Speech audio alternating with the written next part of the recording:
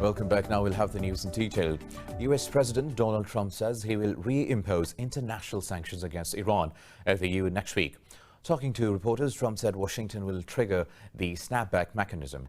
Talking about Russia's call to hold a virtual summit on the matter, Trump said his participation was unlikely before the US presidential poll in November. This comes a day after the UN Security Council rejected Washington's bid to extend a UN arms embargo on Tehran. Meanwhile, Iran's President Hassan Rouhani said the failed UN vote was a humiliating defeat for Washington.